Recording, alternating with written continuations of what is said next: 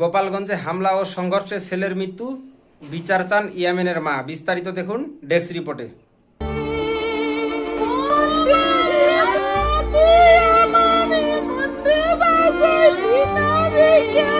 টিনের ছোট্ট একটি ঘর, ঘরের প্রতিটি কোণ জুড়ে অভাবের ছাপ স্পষ্ট।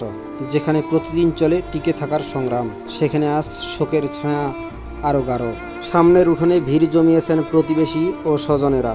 কেউ চুপচাপ দাঁড়িয়ে, কেউ আবার কান্না চেপে ধরে রেখেছেন।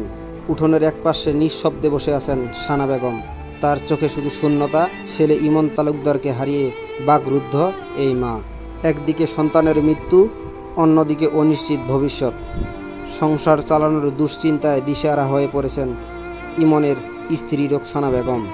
16 জুলাই গোপালগঞ্জে জাতীয় নাগরিক পার্টি এনসিপির এক সমাবেশ ঘিরে ছড়িয়ে পড়ে উত্তেজনা।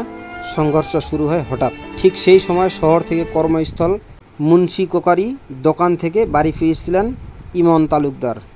ফেরার পথে সেই সংঘর্ষের কেন্দ্রে পড়ে যান তিনি। তারা 3 ভাই 2 বোন। বড় বোনটা বিয়ে দিয়েছে, বড় ভাইটা শারীরিক সমস্যা, এই ছেলেটা কাজ করে গোপালগঞ্জ দোকানে কাজ করে, তাই দিয়ে এই সংসার চলে। বাপটা সেও মাথায় সমস্যা আছে, ভ্যান চালায়, খায় একবেলা ভ্যান চালায়, একবেলায় চালায় না। তার এই যে মারা গেছে, সে বাপ হয়ে ছেলের জানাজার পর্যন্ত করতে পারে না, করে না। কালকে মারামারি, ঘর ঘুর ভাঙাচোরা, সে ঘরের থেকে এই ছেলের জন্য বের হয়ে চলে গেছে, এখনো কোনো পাচ্ছে না। আমার ভাই ছাড়া এই সংসারে আর কেউ না। এই ছোট ছোট ভাই বোন রে সব ওই যে মুদি দোকান, হাটের দোকানের কর্মচারী ছিল। পরিবারের সূত্রে জানা যায়, কোনো রাজনৈতিক পরিচয় ছিল না ইমনের, ছিল না কোনো পক্ষ বিপক্ষ, কেবল একজন দিনমজুর। আমার সংসার বাঁচায়, এখন আমার সংসার বাঁচাবার মতন আমার কেউ নেই। আমার স্বামী সে বীরেশ্বর, সে পাগল হয়ে চলে গেছে। আর সে খালি এক ভ্যানই চালাতো, একবেলা চালায়, সে ভ্যান এক পো চালানো, এক পো রান্না করে খায়।